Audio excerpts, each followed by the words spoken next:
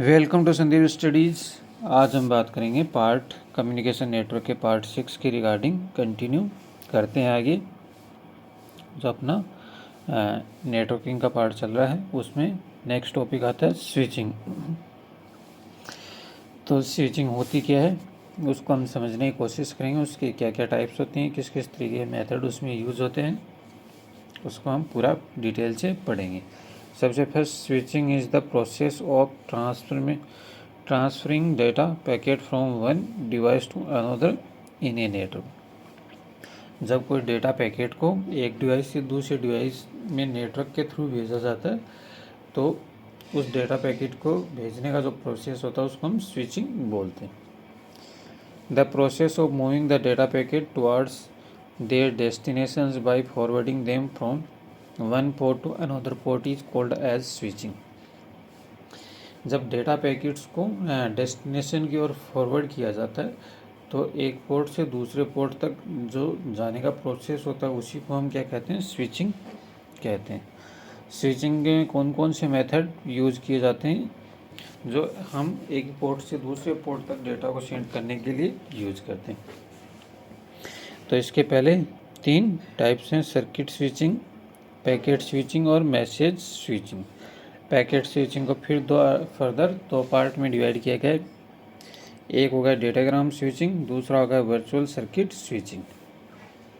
तो इस तरीके से स्विचिंग को काफ़ी पार्ट में डिवाइड किया गया। सबसे फर्स्ट हम बात करते हैं सर्किट स्विचिंग की, कि सर्किट स्विचिंग किस तरीके से इनेबल की जाती है।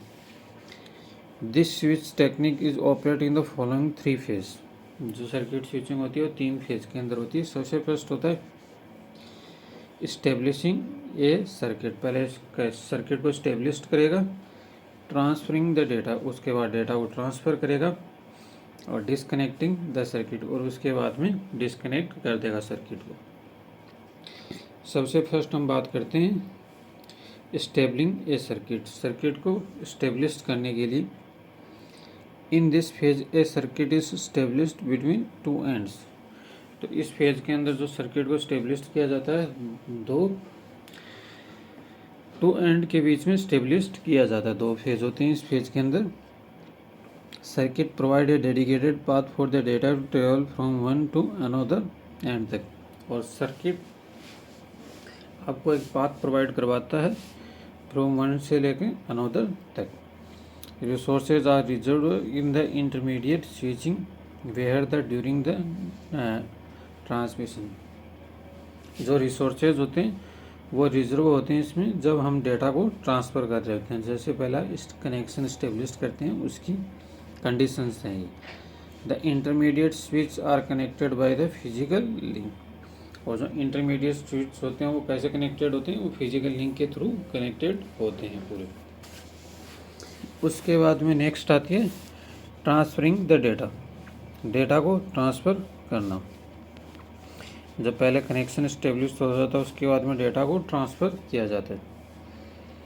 After the circuit is established the entire data travel over the dedicated path from one end to another end तक। जब कनेक्शन इस्टेब्लिश्ड हो जाता है तो इंटायर डेटा को जो ट्रेवल करता है, डेडिकेटेड करता है वन एंड से लेकर अनदर एंड तक डेटा को ट्रांसफ़र करने के लिए। उसके बाद में तीसरी disconnecting the circuit. After the data transfer is completed the circuit is tear down and disconnected. जब डेटा ट्रांसफ़र कंप्लीट हो जाता है तो सर्किट टीयर डाउन कर दिया जाता है या डिसकनेक्ट कर दिया जाता है। तो ये प्रोसेस हम सबसे फर्स्ट सर्किट स्विचिंग के अंदर करते हैं। 3 प्रोसेस के अंदर स्विचिंग करते हैं। अब सर्किट स्विचिंग की बेनिफिट के एडवांटेज क्या क्या हैं उसकी हम बात करेंगे। A well defined and dedicated path exist for the data to travel. इसके लिए क्या करेगा, एक well defined dedicated path exist करेगा जो डेटा को ट्रेवल करने के लिए। There is no header overhead, और वहाँ पे कोई नो हेडर कोई ओवरहेड वगैरह का यूज़ नहीं होगा इसके अंदर। There is no waiting time and any switch and the data is transmitted without any delay. और इसमें कोई वेटिंग नहीं होगा और न किसी विदाउट डिले के डेटा को ट्रांसफ़र किया जाएगा सर्किट स्विचिंग के अंदर। तो ये इसके एडवांटेज का पार्ट है।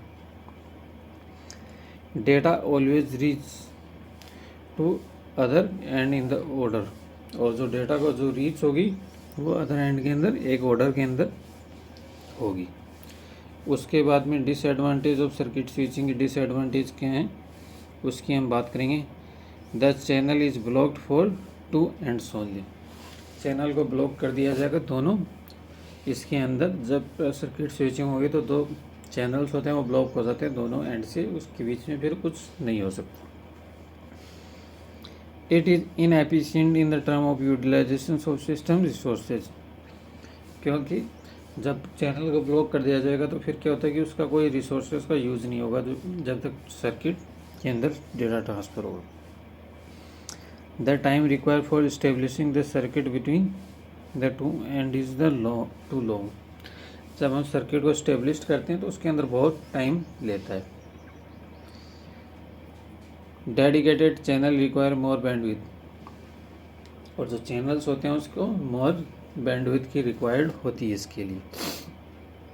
It is more expensive than the all other circuits, जो अदर स्विचिंग टेक्निक्स होती है उसके मुकाबले एक्सपेंसिव होती है।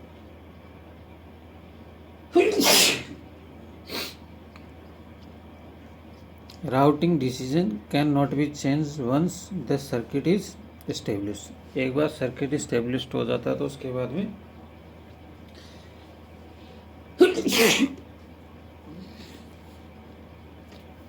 डिसीजन को चेंज नहीं किया जा सकता, क्योंकि जैसे सर्किट इस्टेब्लिश्ड हो गया फिर वो फिक्स हो गया, उसको चेंज करना कितना आसान नहीं है नॉर्मल तरीके से।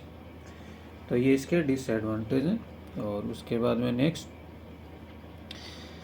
The total time taken to message circuit switching in the networks, जो टोटल टाइमिंग लेगा एक सर्किट स्विचिंग के अंदर मैसेज को ट्रांसमिट करने का, तो उसका फॉर्मूला होता है total time equal to connection setup time, transmission delay, propagation delay and tear down time.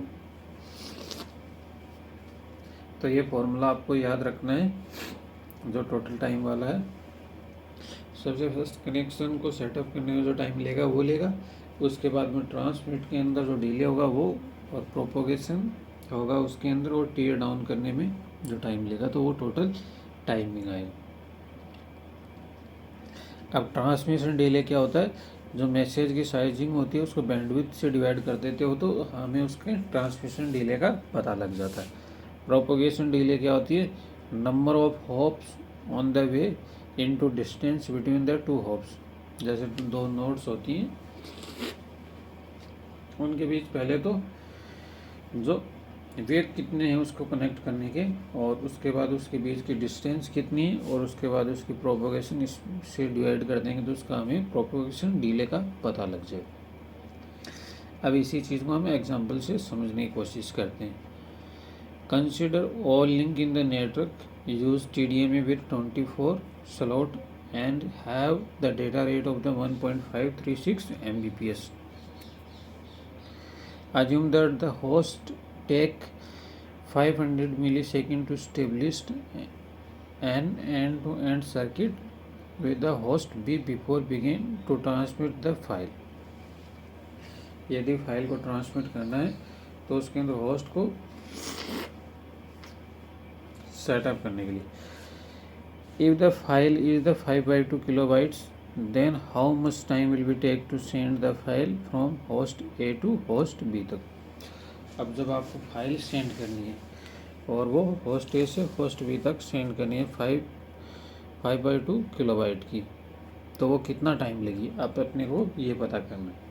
तो अब इसके अंदर सॉल्यूशन निकालते हैं। तो सबसे फर्स्ट अपने को बैंडविड्थ कितनी दी हुई है, 1.536 Mbps पर सेकेंड।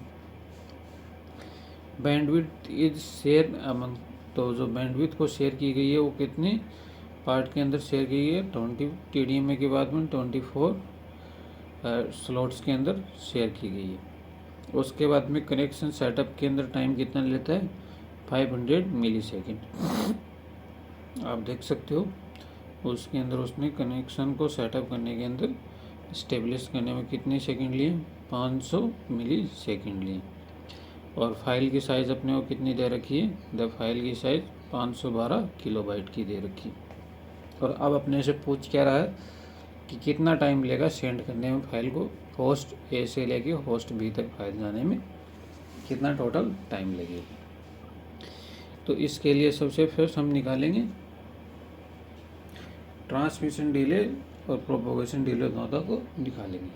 सबसे फर्स्ट बैंडविड्थ पर यूज़र, बैंडविड्थ को पर यूज़र में कन्वर्ट करने की कोशिश करेंगे तो आपको क्या चाहिएगा? जैसे टोटल बैंडविड्थ आपको दे रखी है और नंबर ऑफ़ यूज़र्स आपको दे रखे हैं कि बैंडविड्थ को टोटल 24 स्लॉट में डिवाइड कर दिया तो यूज़र्स की संख्या कितनी होगी? 24। और टोटल बैंडविड्थ आपको दे रखी है 1.536 Mbps। अब उसको 24 से डिवाइड करोगे तो ये आ गई 0.064 Mbps। अब इसको हम कर देंगे Mbps को मेगाबाइट को किलोबाइट में, kbps के अंदर कन्वर्ट कर दी। उसके बाद में ट्रांसमिशन डिले हम निकालने की कोशिश करेंगे तो फाइल की साइज़ कितनी आपको दे रखी है? 512 KB। बैंडविड्थ अपने पास में कितनी आ गई? 64 kbps। अब यहाँ पे भी KB है और यहाँ पे भी हमने इसको KB में कन्वर्ट कर लिया। तो अब इसकी यूनिट दोनों की सेम हो गई तो अब इसको डिवाइड कर देंगे। तो डिवाइड करोगे तो अब आप इसको डिवाइड करोगे तो KB के अंदर वैसे उसके अंदर आएगी। तो हम इसने इसको किस में कन्वर्ट कर लिया? बिट के अंदर कन्वर्ट कर लिया। 512 इंटू 1024 इसलिए क्या? क्योंकि ये किलोबाइट है तो KB को बाइट के अंदर कन्वर्ट करने, और बाइट को फिर इसने बिट में इंटू 8 किया तो एक बाइट के अंदर 8 बिट होते हैं तो इंटू 8 कर दिया। उसके बाद में 64 इंटू 1000 इसलिए किया क्योंकि ये किलो BPS के अंदर है तो इसको 1000 से मल्टीप्लाई करेगा तो ये किस में कन्वर्ट हो जाएगा? BPS के अंदर कन्वर्ट हो जाएगा। अब उसको डिवाइड करोगे तो इसका मान आएगा लगभग 65.53 सेकंड। सेकंड को हम इसमें किस में कन्वर्ट कर देंगे? मिली सेकंड में, क्योंकि हमने पास में जो पहले से 500 मिली सेकंड में, तो मिली सेकंड्स में कन्वर्ट करने के लिए इसको किससे मल्टीप्लाई कर देंगे? 10 की पावर 3 से मल्टीप्लाई कर देंगे तो अपने पास में इसकी वैल्यू किस में आ गई? मिली सेकेंड में। उसके बाद में time taken to send a file in a circuit switching networks. सबसे फर्स्ट जो फॉर्मूला है connection setup time transmission delay दोनों को हम जोड़ देंगे। तो उसके बाद में 500 मिली सेकेंड वो है और 65,536 ही हो गए। तो इन दोनों को जोड़ोगे तो 66,036 मिली सेकेंड आ गई। उसको वापस सेकेंड में कन्वर्ट करोगे तो 60 सेकेंड के अंदर वो कनेक्शन सेटअप एक फाइल एक पैकेट एक होस्ट ए से होस्ट बी पे पहुंच जाएगा। तो इस तरीके से हम सर्किट स्विचिंग के अंदर टाइम टोटल टाइम हमें एक पैकेट को भेजने का टाइम हम पता कर सकते हैं। सेकंड टाइप्स आती है मैसेज स्विचिंग। मैसेज स्विचिंग के अंदर क्या होता है कि no dedicated path to transfer data. Message switching के अंदर कोई डेडिकेटेड पाथ को आपको ट्रांसफ़र करने के लिए डिसाइड करने की ज़रूरत नहीं है। Entire message is treated as a single data unit. जो पूरा मैसेज होता है उसको किस तरीके से ट्रीट किया जाता है? एक सिंगल डेटा यूनिट की तरह ट्रीट किया जाता है। Message is then forward from hop to hop. जो मैसेज को जो फॉरवर्ड किया जाता है होप से होप के बीच में ट्रांसफ़र किया जाता है। Store and forward is the important characteristics of message switching. Store और जो फॉरवर्ड होता है वो एक इम्पोर्टेंट कैरेक्टरिस्टिक्स होता है मैसेज स्विचिंग के लिए। The message carries a header to content the full information about the destination. जो मैसेज कैरी किया जाता है हेडर के अंदर उसके अंदर फुल इंफॉर्मेशन होती है किसकी रिगार्डिंग? डेस्टिनेशन की रिगार्डिंग फुल इंफॉर्मेशन होती है। मैसेज स्विचिंग को पैकेट स्विचिंग से पहले डिस्कवर हुआ था। जो मैसेज स्विचिंग होती है वो पैकेट स्विचिंग से भी पहले डिस्कवर हुआ था। When any intermediate switch receive the message it store the entire message. जब वो इंटरमीडिएट स्विच को मैसेज को रिसीव करता है तो वो क्या कर लेता है? उस मैसेज को सेव कर लेता है, स्टोर कर लेता है। The message is stored until sufficient resources become available to transfer the next switching. वो मैसेज को तब तक स्टोर रखता है जब उसके पास में नेक्स्ट रिसोर्सेज नहीं बन जाता ट्रांसफ़र करने के लिए। When resources become available, the switch forward the message to the next switch. जब रिसोर्सेज अवेलेबल हो जाते हैं तब मैसेज को क्या कर देता है, नेक्स्ट स्विच तक ट्रांसफ़र कर देता, नेक्स्ट पोर्ट तक। एडवांटेज ऑफ मैसेज स्विचिंग के क्या क्या advantage? It improve the channel efficiency over circuit switch networks.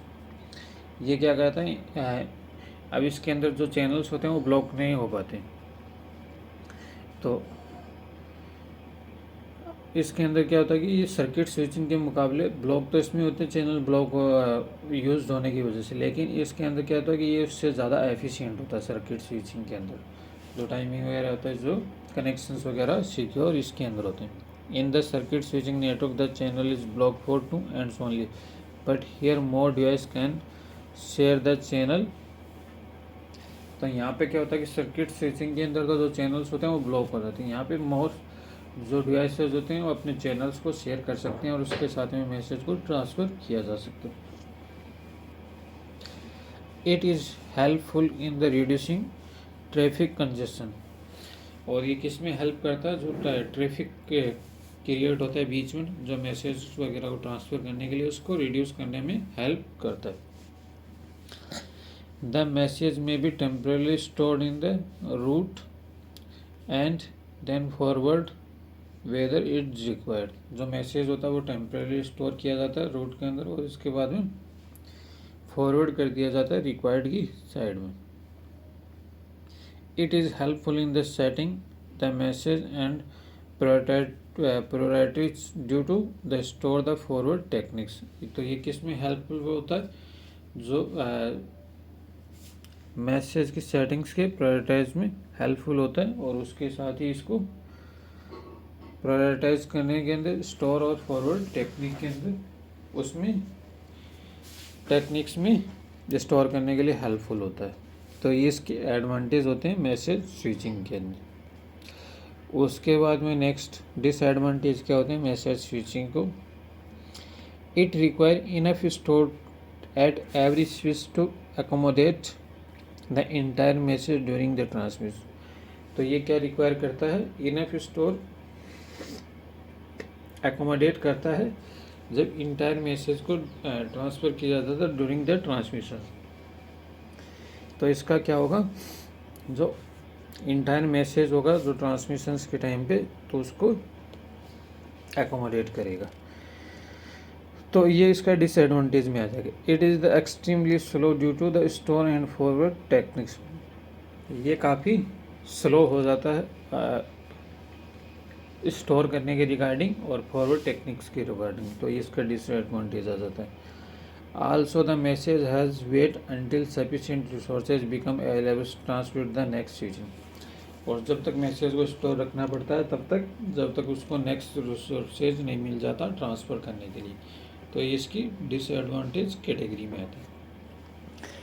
Third आता है अपने पास में पैकेट स्विचिंग। पैकेट स्विचिंग क्या होती है? The entire message to be sent into the divided into multiple smaller packet sizings। तो इसके अंदर क्या होता है पैकेट स्विचिंग के, तो जो इंटायर मैसेज होता है उसको छोटे छोटे पैकेट के अंदर तोड़ा जाता है मल्टीपल स्मॉलर पैकेट्स के साइज में, और उसके बाद में उसे भेजा जाता है। This process is dividing a single message into smaller size packet is called the packetization. और इसके अंदर क्या होता है कि जो सिंगल मैसेज होता है उसको स्मॉलर साइज़ के पैकेट्स के अंदर तोड़ा जाता है और उसके बाद में इसको भेजा जाता है, तो ये पैकेट स्विचिंग के अंदर होता है। These smaller packet are send after the one another. और ये जो पैकेट्स भेजे जाते हैं वो एक के बाद करके एक एक भेजे जाते हैं। It give the advantage of pipelining to reduce the total timing taken to the transmit the message. और ये क्या कर देता है, जो पाइपलाइनिंग होती है उसका एडवांटेज मिल जाता है उसको, जो टोटल टाइमिंग लिया जाता है। एक तो पूरा भारी भरकम एक चीज़ पूरी एक साथ में भेजी जाए, और एक उसी को छोटे छोटे टुकड़ों में तोड़ कर भेजा जाए, तो वो ज़्यादा आसान होता है। तो यही इसके अंदर पैकेट स्विचिंग में होता है। Packet switching is the two types that virtual circuit and datagram. जो पैकेट स्विचिंग होती है वो दो तरीके की होती है, और वर्चुअल सर्किट्स पे डिपेंड होती है और दूसरी होती है डेटाग्राम पे डिपेंड होती है। सबसे फर्स्ट हम बात करेंगे वर्चुअल सर्किट स्विचिंग की। वर्चुअल सर्किट स्विचिंग के अंदर क्या होता है, virtual circuit switching operate to the following 3 phase के अंदर। जब वर्चुअल सर्किट स्विचिंग से ऑपरेट होती है वो 3 फेज के अंदर ऑपरेट होती है। सबसे first establishing A circuit, a logical connection is established. जब लॉजिकल कनेक्शन स्टेब्लिश्ड हो जाता है, प्रोवाइड ए डेडिकेटेड पाथ, उसके बाद एक डेडिकेटेड पाथ प्रोवाइड करवाता है।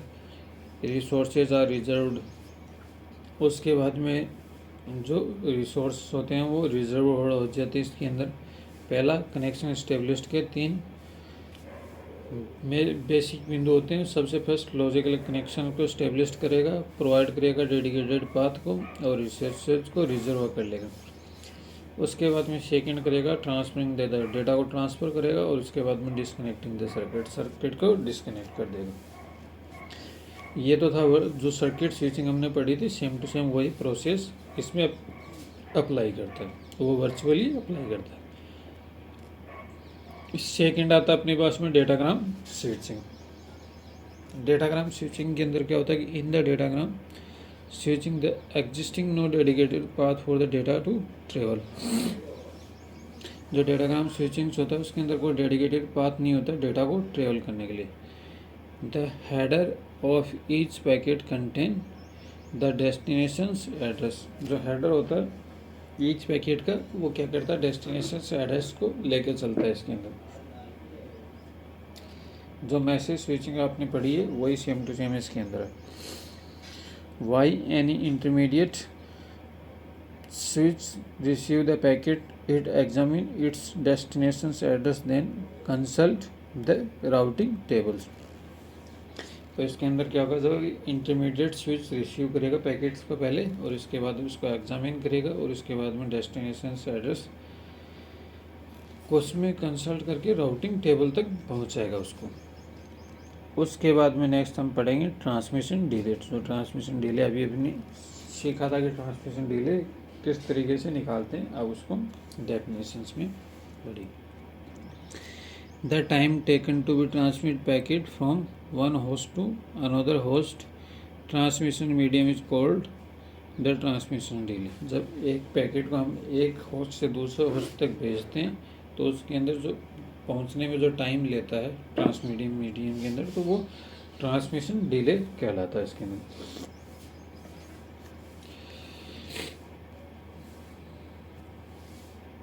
उसके बाद में नेक्स्ट चीज़ फॉर्मूले में अंदर हमारी चीज़ थी प्रोपोगेशन डिले क्या होती है।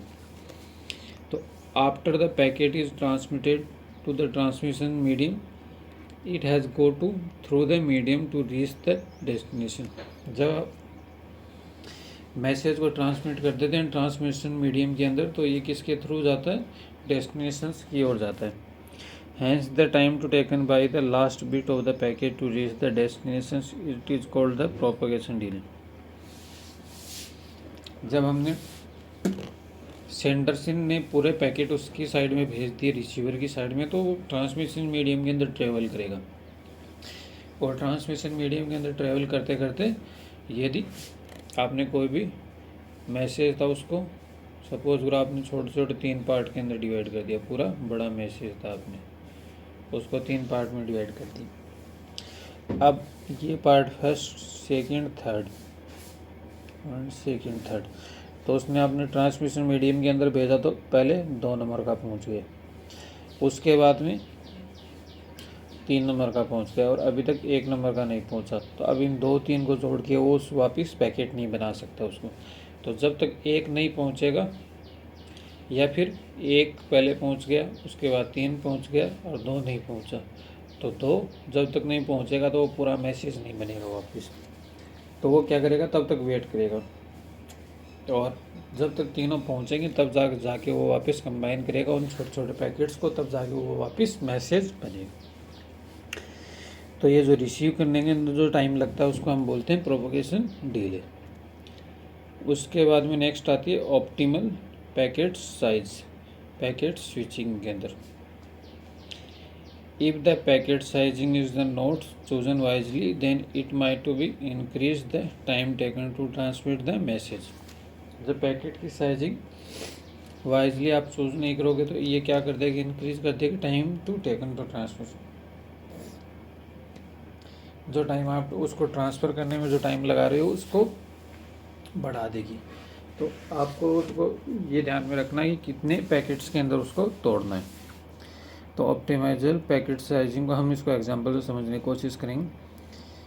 पहले while calculating the total times we often ignore the propagation delay the reason in the packets using transmit delay is dominated और प्रोपोगेशन डिले। जो ट्रांसमिट डिले होता है उसको डोमिनेट कर जाता है कौन, प्रोपोगेशन डिले।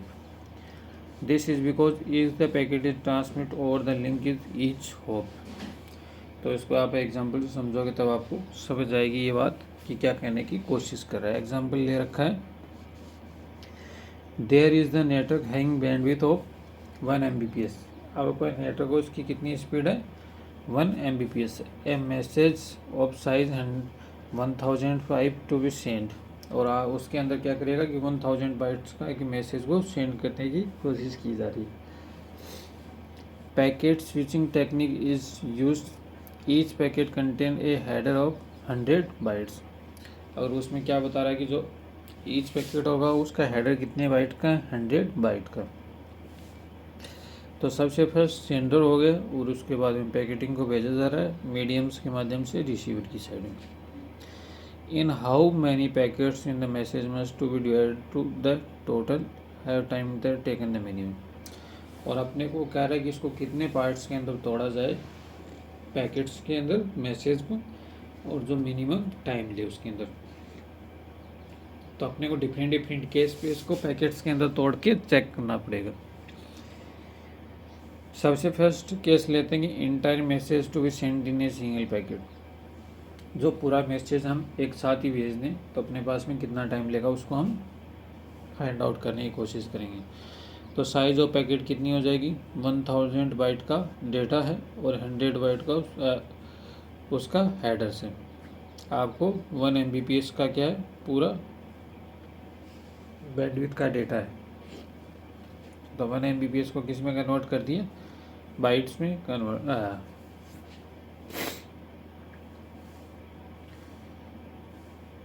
नहीं ये रहा, ठीक है। साइज क्या, मैसेज की साइजिंग कितनी है, ये तो बैंडविड्थ है, ठीक है। 1000 बाइट्स का उसका क्या है, डेटा है मैसेज का, और उसके बाद में हेडर कितने का, 100 बाइट्स का। तो पैकेट की साइजिंग कितनी हो जाएगी, 1100 बाइट की हो जाएगी। अब ट्रांसमिट डिले का फॉर्मूला क्या होता है, पैकेट की साइजिंग वो डिवाइड बाई बैंडविड्थ। तो पैकेट की साइजिंग कितनी होगी, 1100 बाइट, और बैंडविड्थ कितनी, 1 Mbps। 1 Mbps को किस में कन्वर्ट कर दोगे, bps में कन्वर्ट करोगे तो क्या कर दोगे, बाइट पर सेकंड के अंदर 10 की पावर, क्योंकि 1 MB मेगाबाइट के अंदर 10 की पावर 6 से मल्टीप्लाई करोगे तो उसमें फिर किस में कन्वर्ट हो जाएगा, bps के अंदर कन्वर्ट हो जाएगा। और इसको 10 की पावर 6 से डिवाइड करोगे तो ये आ गया 1 की पावर 1.1 इंटू 10 की पावर 3 सेकेंड।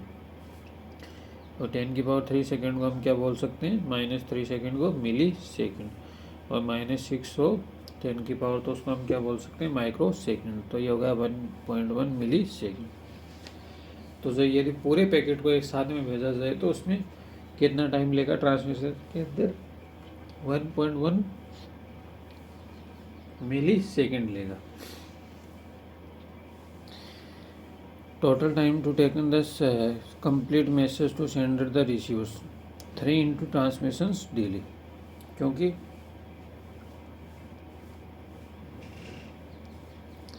तीन पार्ट के अंदर ये जाएगा, यहाँ से पैकेट जा रहा है। ट्रांसमिट जो मैसेज को डिले कर रहा है 3 पार्ट के अंदर कर रहा है, तो इसके अंदर 3 इंटू ट्रांसमिट डिले करोगे तो कितना हो जाएगा, 3.3 मिली सेकेंड। तो जब इंटायर पैकेट एक साथ जाएगा तो उसके अंदर टोटल टाइमिंग कितना लेगा, 3.3 मिली सेकेंड लेगा। उसके बाद में सेकेंड केस लेंगे हम, if the sending message is 5 packets the entire message is two divided into 5 packets. आप कह रहे हैं कि जो सेंडिंग है उसको 5 पैकेट्स के अंदर तोड़ के भेजा जाए, तो 5 पैकेट बन जाएंगे। अब डेटा की साइजिंग 1 पैकेट की कितनी होगी, the total data to be send 1000 byte भेजना है और उसको नंबर ऑफ पैकेट्स कितने पैकेट्स में तोड़ना है 5 में। तो एक पैकेट की साइजिंग कितनी हो जाएगी 200 बाइट की। Size of one packet data plus header, 200 byte का डेटा पैकेट है और उसका 100 बाइट का हेडर्स है, तो उसकी एक पैकेट की साइजिंग कितनी बन जाएगी 300 बाइट की बन जाएगी। अब कितना पैकेट जाएगा एक बार में 300 बाइट का पैकेट जाएगा। अब ट्रांसमिट डिले निकालोगे आप इसका, तो 300 डिवाइडेड बाई 1 Mbps। अब इसको इससे डिवाइड करोगे तो कितना टाइमिंग आ गया 0.3 मिली सेकेंड आ गया। अब उसके बाद में total time to take in the first packet, और जो फर्स्ट पैकेट भेजा जाएगा 3 इंटू ट्रांसमिट डिले, क्योंकि 3 पार्ट के अंदर वो जा रहा है तो 3 से मल्टीप्लाई कर देंगे उसको।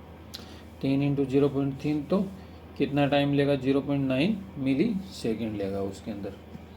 तो पहला पैकेट भेजने के अंदर उसके अंदर जाएगा तो कितना टाइम लेगा 0.9 मिली सेकेंड लेगा।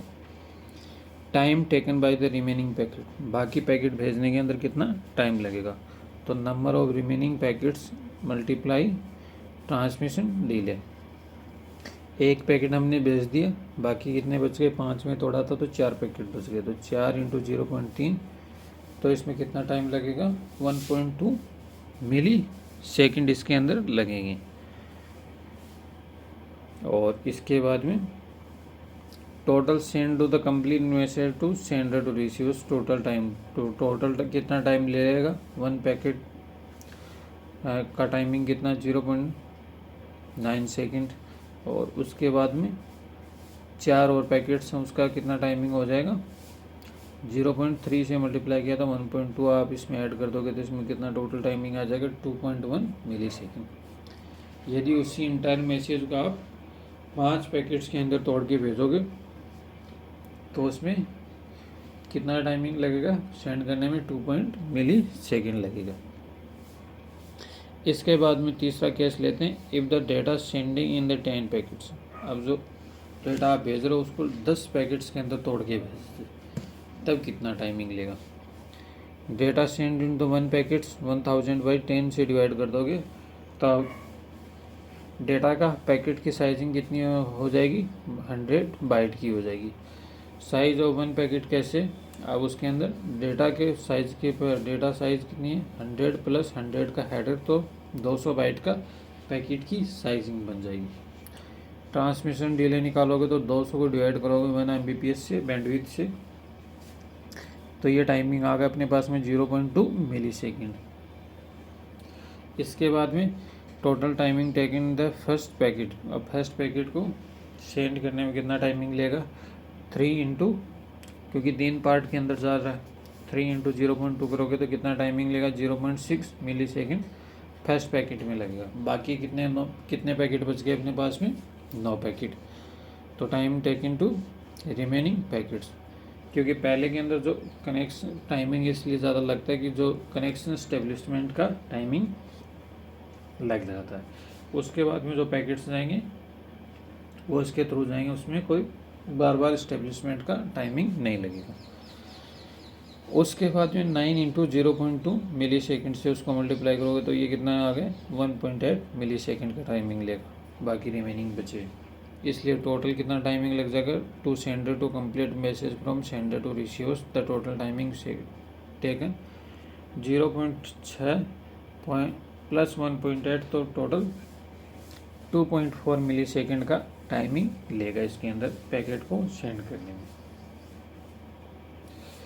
If the data is sending in the 20 packets the entire message is divided into 20 packets. जब आपको क्या होता है कि डेटा को सेंड करना है 20 पैकेट, तो यदि 10 पैकेट्स के अंदर आप इसको तोड़ के भेजोगे तो टोटल टाइमिंग लेगा 2.4 मिली सेकेंड। अब फर्दर चौथा केस लेते हैं कि जो डेटा को 20 पैकेट्स में तोड़ा जाए, तो इंटायर मैसेज को 20 पैकेट्स में डिवाइड करोगे तो क्या होगा डेटा सेंड इनटू 1 पैकेट्स 1000 को 20 से डिवाइड करोगे तो एक डेटा पैकेट कितने का बन जाएगा 50 बाइट का। साइज ऑफ 1 पैकेट्स कितनी बन जाएगी 50, तो ये पैकेट साइज उसकी और 100 उसका हेडर, तो इसकी टोटल साइजिंग कितनी होगी 100 बाइट्स का हो गया। उसके बाद हम इसका क्या निकालेंगे, ट्रांसमिशन डिले निकालेंगे। तो 100 बाइट्स को 1 Mbps से डिवाइड करोगे तो इसका आ गया 0.15 millisecond. Total time to taken first packet 3 into 0.15 तो 0.45 मिली सेकेंड फर्स्ट पैकेट को भेजने में टाइमिंग लेगा। उसके बाद में रिमेनिंग पैकेट का टाइमिंग कितना लग जाएगा, 19 इंटू 0.15 से मल्टीप्लाई करेगा तो उसमें 2.85 मिली सेकेंड उसमें लग जाएगा। उसके बाद में total complete message from the sender to receivers बाद में काट लिया total timing to receiver send the 0.45 second 285 तो इसमें टोटल टाइमिंग लग जाएगा 3.3 मिली सेकेंड का। अब हम इसको करते हैं ऑब्जर्वर। तो ऑब्जर्वर हमने 4 केस लिए थे इसके अंदर। सबसे फर्स्ट कि when data is send on the 1 packets तो टोटल टाइमिंग लेता है 3.3 millisecond. When data is send in the 5 packets the total timing second had taken the 2.1 millisecond लेता है। When data is send to the 10 packets the total timing taken 2.4 millisecond लेता है। उसके बाद में data को 20 packets में तोड़ के भेजा जाता है तो उसमें टोटल टाइमिंग लेता है 3.3 मिली सेकेंड। अब आप इसको देखोगे, यदि इंटायर पैकेट को एक साथ भेजा जाता है तो 3.3 लेता है और 20 पैकेट में तोड़ के भेजा जाता है तो भी 3.3 लेता है। और उससे ज़्यादा पार्ट के अंदर आप तोड़ते जाओगे तो ये टाइमिंग बढ़ता चला जाएगा। तो इसके बीच में 5 पैकेट्स में तोड़ोगे तो इसमें 2.5 मिली सेकेंड इसका टाइमिंग रहेगा। उसके बाद में 10 पैकेट्स में इसको तोड़ोगे तो इसका टाइमिंग कितना रहेगा, 2.4 मिली सेकेंड रहेगा। तो सबसे बेस्ट केस कौन सा है इसके अंदर, जब इसको आप टोटल 5 पैकेट्स में अंदर डिवाइड करके भेजोगे तो इसमें टाइमिंग कितना आएगा, 2.1 मिली सेकेंड का आएगा। तो इस तरीके से आप डेटा को सेंड कर सकते हो। तो ये इसका पैकेट स्विचिंग के माध्यम से डेटा को ट्रांसफ़र करने का तरीका था कि स्विचिंग का यूज़ करके किस तरीके से डेटा को आप ट्रांसफ़र कर सकते हो। उसके बाद में नेक्स्ट टॉपिक आता है अपने पास में रैंडम एक्सेस प्रोटोकॉल, कि प्रोटोकॉल का यूज़ करके आप किस तरीके से कौन कौन से प्रोटोकॉल्स यूज़ होते हैं। तो ये था स्विचिंग के साथ स्विचिंग वाला पोर्शन कंप्लीट हो गया। सेकंड रैंडम एक्सेस प्रोटोकॉल को हम पढ़ने की कोशिश करेंगे। तो इसके अंदर सबसे first, in this protocol all the stations are equally prioritized to send the data over the channels. तो इसके अंदर क्या होगा कि जो ऑल स्टेशन होंगे इक्वली प्रायोरिटाइज्ड होंगे किसके अंदर, डेटा को सेंड करने के लिए।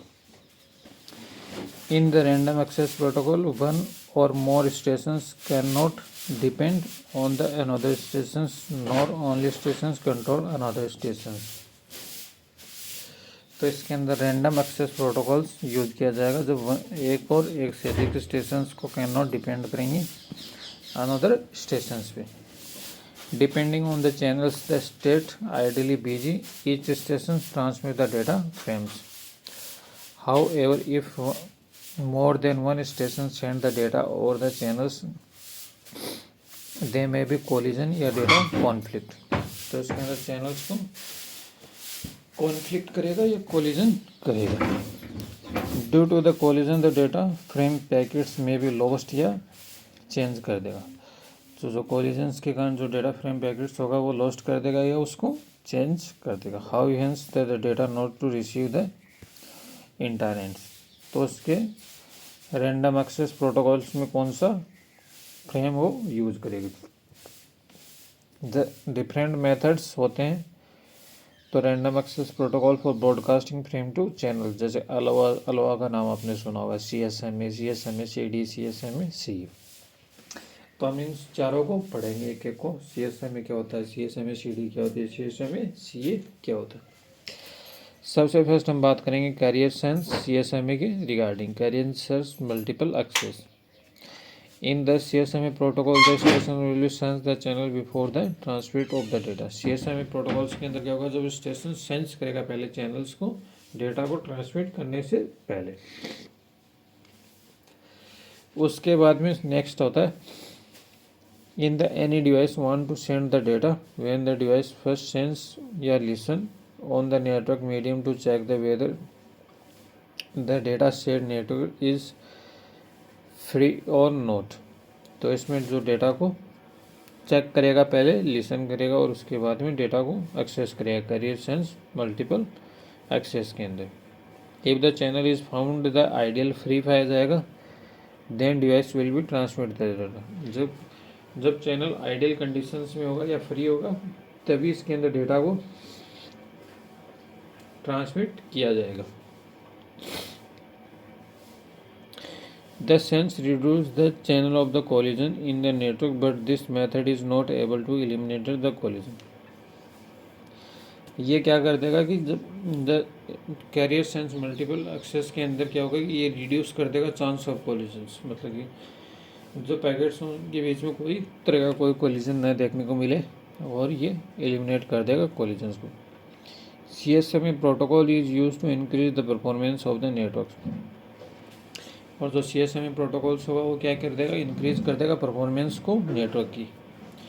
उसके बाद में से नेक्स्ट आता है CSMA is use to the Ethernet network whether 2 और more network devices are connected. जो CSMA होगा वो क्या यूज करेगा, ईथरनेट नेटवर्क को यूज करेगा जब 2 और more network devices are connected हो, जब 2 से ज़्यादा नेटवर्क्स कनेक्टेड हो। But there may be situations where two situations is dedicated the channel ideal at the same time any both start data transmit simultaneously। in this there is the chance of collisions। तो इसके अंदर जो situations होगी dedicated channels का use करेगा और start करेगा transmit को साइमल्टेनियसली, उसके अंदर चांस को कोलिजन करने के लिए। नेक्स्ट चलते हैं हम इसके अंदर जैसे हम पॉइंट ऑफ कॉन्टेक्ट से इसको हम समझने की कोशिश करते हैं। जैसे स्टेशन से है उसके अंदर बस टोपोलॉजी यूज की गई और कैरियर्स को यहाँ से भेजा गया। ABCD इसके अंदर 4 कैरियर्स यूज किए गए हैं। तो यहाँ से कोई डेटा जा रहा है कैरियर सेंस मल्टीपल्स के अंदर, तो वो बस टोपोलॉजी का यूज़ करते हुए इसके अंदर डेटा को सेंस के भेजा जाएगा। जो CSMA एक्सेस के मोड होते हैं वो आपको ध्यान में रखने के लायक होते हैं। persistent वगैरह इनके आपके नाम सुने होंगे। तो सबसे फर्स्ट हम बात करेंगे कैरियर सेंस मल्टीपल एक्सेस के मोड्स कौन कौन से होते हैं उसकी हम बात करेंगे। पहले बात करेंगे हम one persistent। In this method if the station find the medium idle then the station will immediately send the data frame with one persistent। अब इसके अंदर क्या होगा, स्टेशन को वो क्या फाइंड आउट करेगा, method station find the ideal condition में फाइंड आउट करेगा तो वो इमीडिएटली डेटा को कर देगा ट्रांसमिट वन persistent का यूज करते हैं। In this if the station want to transmit the data then the station first sense the mediums. इसके अंदर क्या करेगा, जब स्टेशन को want to transmit the data then the station first sense the mediums को sense करेगा। If the medium is busy then the station wait until the channel become ideals. और इसमें क्या होगा कि जब मीडियम बिजी होगा तो वो क्या है, स्टेशन को अंटिल द नेक्स्ट चैनल जब आइडियल्स कंडीशन तक नहीं पहुंच जाए तब तक वो क्या करेगा, वेट करेगा उसके अंदर। And the station continuously sense the channel on until the medium become ideal. और उसके अंदर क्या करेगा, जब तक चैनल कंटिन्यूसली क्या करेगा, करता रहेगा जब तक वो उसमें क्या नहीं बन जाता, आइडियल कंडीशन के अंदर नहीं बन जाता। If the station detect the channel as the ideal, then the stations will be immediately to send the data frame with the one probability। That's why the name of the method is the one persistent। इसमें क्या करेगा, stations को detect करेगा और channel को as the ideal stations will immediately send कर देगा the data frame with the one probability. That's why the channel is the method of the one persistent।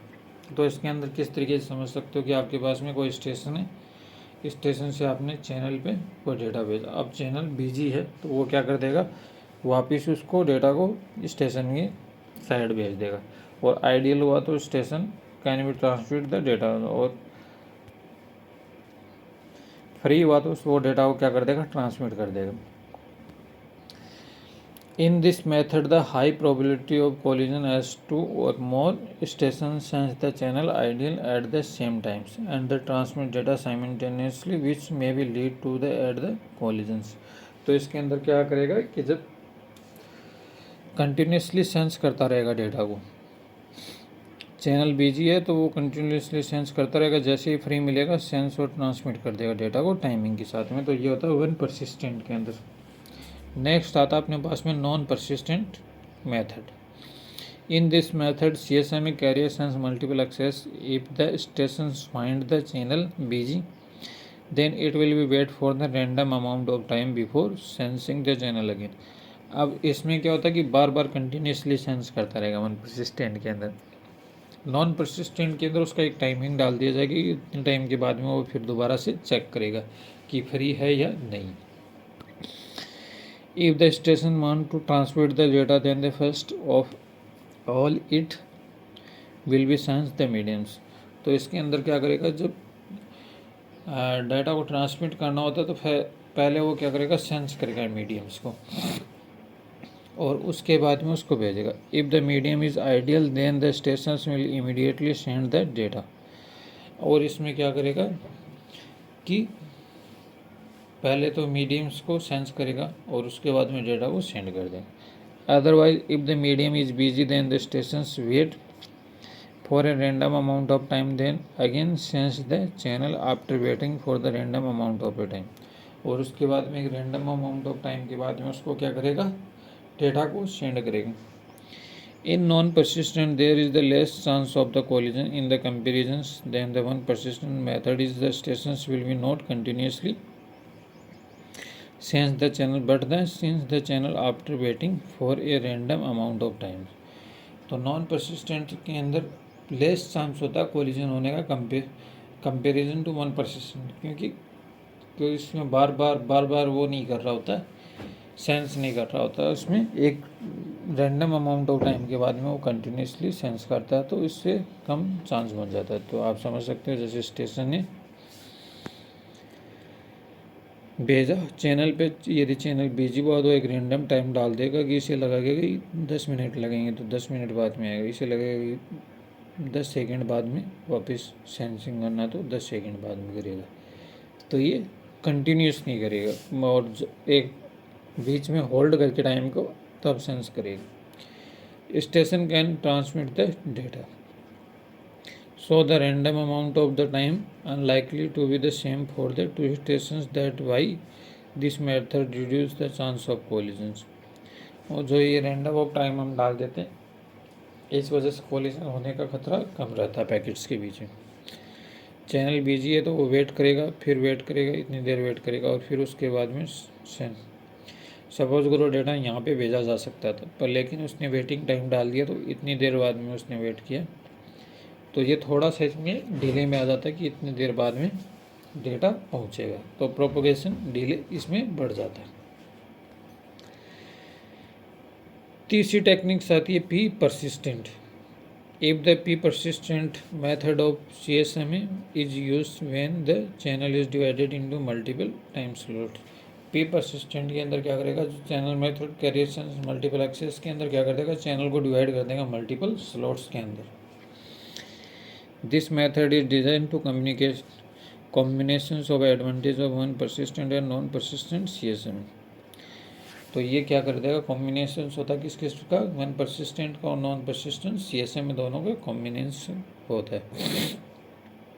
The P persistent method of the CSMA reduce the chance of collision in the network and there is the increment in the efficient of the network. P persistent method के अंदर CSMA किसको reduce कर देगा, collisions को reduce कर देगा और इसके अंदर इंक्रीमेंट वगैरह को एफिशिएंट कर देगा। When any station want to transmit the data firstly then it will be sense the channel. If the channel is busy then the station continuously sense the channel until the channel is become ideal. और इसके अंदर क्या करेगा कि जो P persistent के अंदर transmit को डाटा को फर्स्टली करेगा और उसके बाद चैनल्स को बिजी होगा तो स्टेशन कंटिन्यूसली सेंस करता रहेगा until the become ideal condition बनते तक। If the channel is ideal, then the station does following the steps. The station transmit the data frame in the network. तो station transmit करेगा data frame को network के अंदर by P probabilities. तो इसमें P probabilities का use किया जाएगा। जैसे 1 परसिस्टेंट होता तो उसमें से प्रोबेबिलिटीज़ को घटा पी प्रोबेबिलिटीज़ होती है तो उसके आधार पे करता है। The stations wait for start of the next time slot with the probabilities of Q equals to 1 minus P. 1 persistent में तो कंटिन्यूसली करता रहता है और इसके अंदर पी प्रोबेबिलिटीज़ के अंदर वो संभावना लगाता रहता है कि इतनी देर बाद में हो जाएगा। तो उसी के आधार पे वो अगेन सेंस करेगा। And the after waiting again sense of the channels, क्योंकि इसमें बार बार उसको नहीं पूछेगा। वो 1 परसिस्टेंट में तो कंटिन्यूसली पूछता रहता है और इसमें क्या होता है कि संभावना के आधार पे कि टाइमिंग नहीं डालते इसके अंदर। जैसे कि नॉन परसिस्टेंट के अंदर तो टाइमिंग डाल दी कि 5 सेकंड बाद में ही वो 5 सेकंड बाद ही वो दोबारा से सेंस करेगा।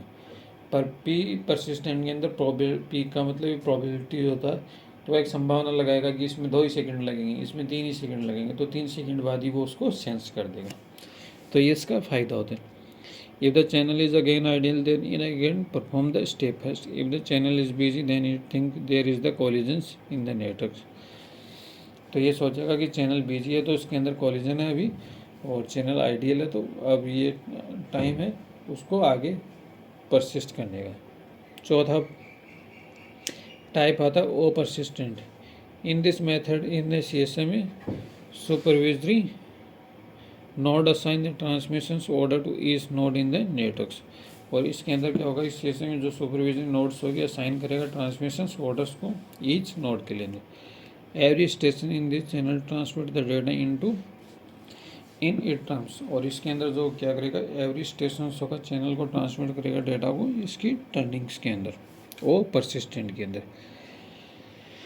नेक्स्ट आता है carrier sense multiple access with collision detection CSMA CD। अब हमने कैरियर सेंस मल्टीपल एक्सेस के किसके साथ में पढ़ेंगे, CD के साथ में पढ़ेंगे, कोलिजन डिटेक्शन टेक्निक के साथ में। अभी हमने पहले पढ़ा था CSMA carrier sense multiple access के 4 टाइप्स के बारे में पढ़ा। पहला पढ़ा हमने 1 परसिस्टेंट, उसके बाद में नेक्स्ट पढ़ा हमने नॉन परसिस्टेंट, थर्ड पढ़ा हमने पी परसिस्टेंट, चौथा पढ़ा हमने ओ परसिस्टेंट। तो इसके अंदर छोटा छोटा डिफरेंस होता है, तो आपको ये ध्यान में रखना। अब नेक्स्ट हम पढ़ेंगे carrier sense multiple CSMA with the CD collision detection technique के साथ में, कि जो कोलिजन हो तो उसको कैसे डिटेक्ट किया जाए, उसके साथ में हम CSMA CD को पढ़ेंगे। तो इसको हम समझने की कोशिश करते हैं। CSMA CD protocol work with the medium access control layer of the networks.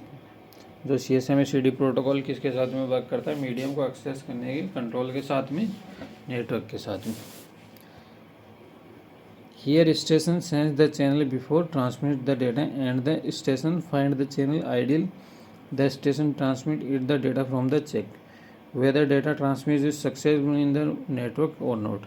और ये इसमें चेक करेगा कि जो डेटा हम ट्रांसफ़र कर रहे हैं वो सक्सेसफुल है या नहीं है। If the station successfully send the data frame, then it will again send the next frame। जब इसके अंदर जो आपने डेटा को सेंड किया सक्सेसफुली 1 फ्रेम, उसके बाद में नेक्स्ट फ्रेम तक जाने के लिए अगेन उसको सेंड करेगा।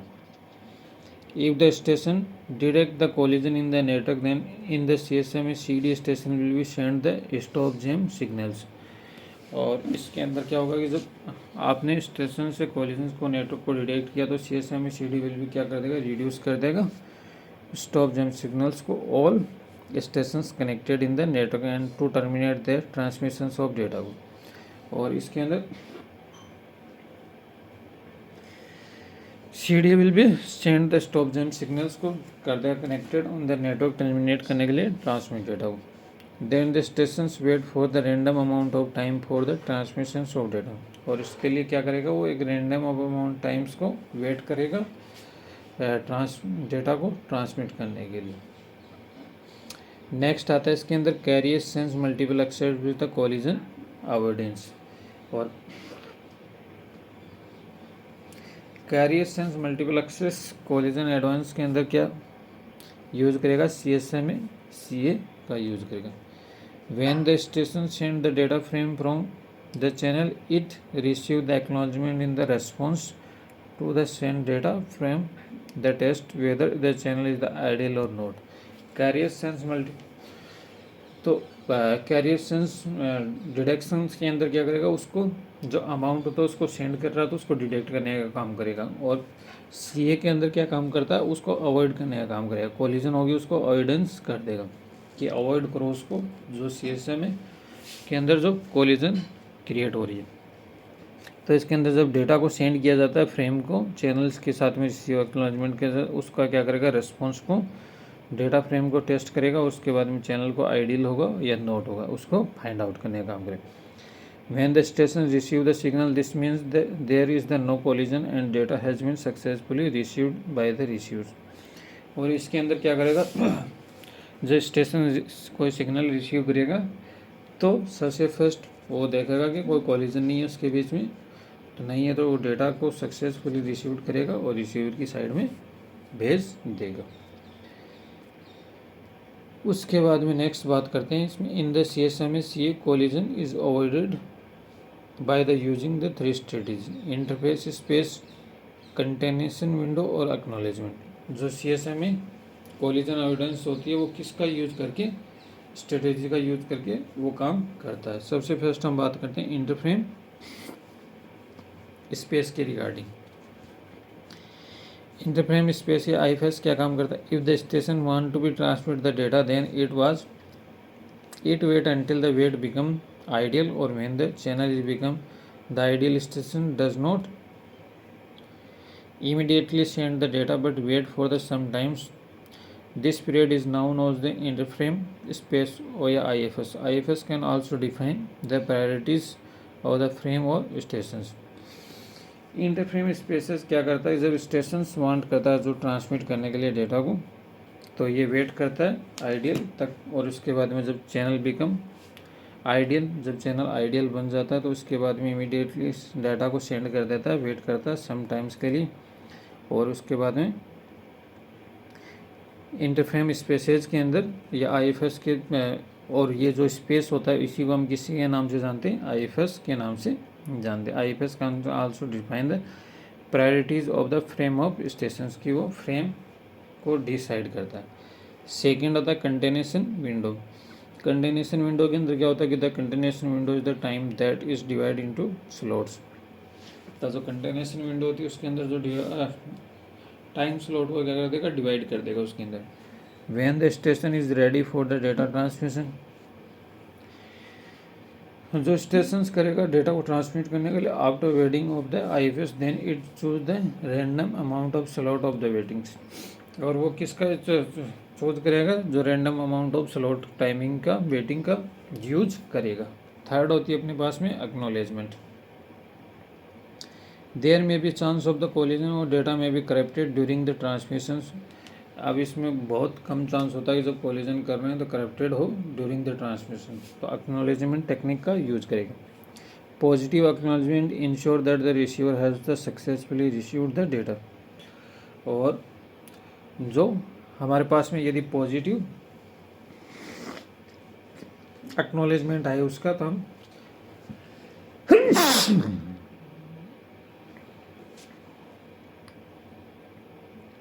सबसे फर्स्ट इसके अंदर चैनल को चेक करेगा कंटिन्यूसली सेंस के अंदर।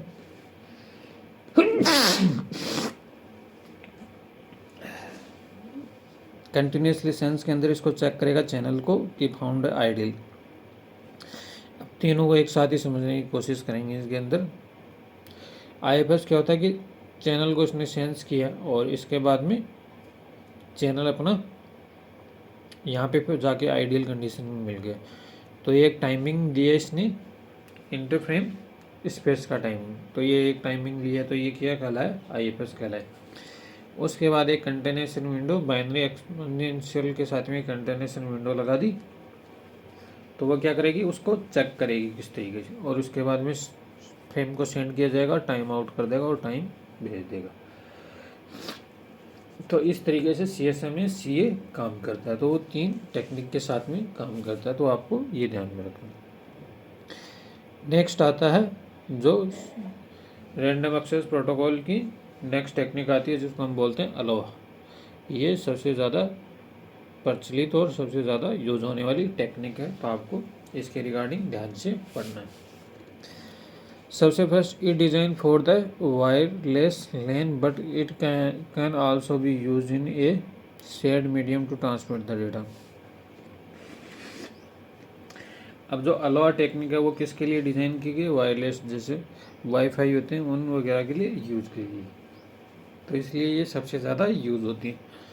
और इसके अंदर शेयर्ड मीडियम टू ट्रांसमिट दो डेटा के लिए यूज करते हैं। It develop by the university of हवाई इन द 1970। और जो अलोहा टेक्निक थी वो डेवलप्ड कब की गई थी? 1970 के अंदर हवाई यूनिवर्सिटी के अंदर डेवलप्ड की गई थी। अलोहा के लिए क्या क्या रूल हैं? Any station can transmit data to a channel at any time. ये कहता है कि कोई भी स्टेशन डेटा को ट्रांसमिट कर सकता है और चैनल पर एनी टाइम, उसका कोई टाइमिंग नहीं, कभी भी ट्रांसमिट कर सकता है। It does not require any carrier sense. और ये क्या करता है कि इसके लिए कोई कैरियर सेंस की ज़रूरत नहीं पड़ती डेटा को ट्रांसमिट करने के लिए, कभी भी कोई भी डेटा को ट्रांसमिट कर सकता है। During the collision data frame it may be lost during the transmission of data through multiple station. तो इसमें जो कोलिजन्स होती है डेटा फ्रेम को लॉस्ट हो जाए ड्यूरिंग द ट्रांसमिशन के टाइम तक, तो मल्टीपल स्टेशंस उसके थ्रू वापस उसको भेज सकते हैं। Acknowledgement of the frame exist in Aloha. और उसके साथ में जो डेटा लॉस्ट हो जाए तो उसके लिए भी मल्टीपल स्टेशंस यूज हैं, और एक्नॉलेजमेंट टेक्निक भी इसके अंदर यूज होती है। Hence there is the no collision detections. जो एक्नॉलेजमेंट टेक्निक्स इसमें यूज होती है, इस वजह से जो कोलिजन्स होती हैं उसकी मात्रा बहुत कम हो जाती है इसके अंदर। It required transmission of data after some random amount of times. तो इसके अंदर क्या होता है कि जो रीट्रांसमिट होता है डेटा को some random amount of times वो कम कर देता है। टाइप ऑफ अलोहा कितने टाइप्स के होते हैं? 2 तरीके के होते हैं। एक प्योर अलोहा होता है, दूसरा होता है स्लॉटेड अलोहा। तो हम एक एक की दोनों की बात करेंगे। सबसे फर्स्ट प्योर अलोहा की हम बात करते हैं। When a station send data it wait for acknowledgement. जो प्योर अलोहा होता है उसके अंदर जो डेटा को सेंड किया जाता है वो किसके लिए वेट करता है? एक्नॉलेजमेंट के लिए वेट करता है। If the acknowledgement does not come within the allotted times then it station wait for random amount of time called back off the time and resend the data. तो pure ALOHA होता है, सबसे पहले तो उसमें data को send करता है तो वो एक्नॉलेजमेंट के लिए वेट करता है, और जब एक्नॉलेजमेंट एक अलोकेट टाइम के अंदर नहीं रिसीव करता तो इसमें क्या कर देगा? रीसेंड कर देगा डेटा को। Since different station wait for the different amount of time the probability of further collision decrease. और इसके अंदर क्या हो गया? डिफरेंट स्टेशंस यूज़ होते हैं different of amount of times के लिए, क्योंकि बहुत सारे स्टेशंस यूज़ हो सकते हैं इसके अंदर चैनल के, तो इससे क्या होता है कि कोलिजन डिक्रीज हो जाता है। The total vulnerable times of propagation delay of the pure Aloha is, ये फॉर्मूले आपको ध्यान में रखने हैं। Total vulnerable times propagation delay of the pure Aloha 2 into transmission time. 2 गुना होता है ट्रांसमिशन टाइम का जो प्रोपेगेशन डिले होता है। The maximum throughput occur in the G. Throughput को किससे रिप्रेजेंट करते हैं? जी से। G equal to 1/2, that is the value आएगी, तो निकालोगे तो 18.4% आएगी नॉर्मल। जो प्योर अलाउ होता है उसका थ्रूपुट कितना होता है? 18.4% होता है। Successful transmission of data frame, जो सक्सेसफुल ट्रांसमिशन होता है उसका फॉर्मूला होता है H equal to G throughput into multiply e⁻²g। इसी तरीके से जो स्लॉटेड अलाउ होता है उसके अंदर क्या होता है? It is similar to pure ALOHA. ये सिमिलर होता है pure ALOHA, except we divided into the slots and sending the data is allowed only at the beginning of this slots. तो इसके अंदर क्या होगा कि जो ये उसी के सेम होता है, लगभग समान होता है, लेकिन इसके अंदर जो डिवाइड होते हैं, स्लॉट्स होते हैं छोटे छोटे, उसके थ्रू सेंडिंग किया जाता है, डेटा को अलाउ किया जाता है। If the stations miss out the allowed times it wait for the next slot. यदि कोई स्टेशन मिस आउट कर जाता टाइम को तो ये नेक्स्ट वेट के लिए स्लॉट करेगा। This reduce the probability of collisions, और ये रिड्यूस कर देगा प्रोबेबिलिटी ऑफ कोलिजन्स की। अब इसके अंदर जो वनरेबल्स टाइम होगा फ्रेम ट्रांसमिट टाइम के अंदर अकॉर्डिंग ही होगा। जो वनरेबल्स टाइम यूज होगा तो जो फ्रेम ट्रांसमिट करने में जो टाइम लगता है उसी के इक्वल होगा।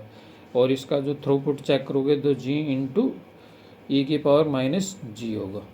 और जो मैक्सिमम थ्रूपुट होगा वो कितना हो जाएगा, इसके लिए जी की वैल्यू 1 होती है जो स्लॉटेड अलाउ होती है, और जो प्योर अलाउ होती है उसके लिए जो थ्रूपुट होता है उसकी वैल्यू 1/2 होती है।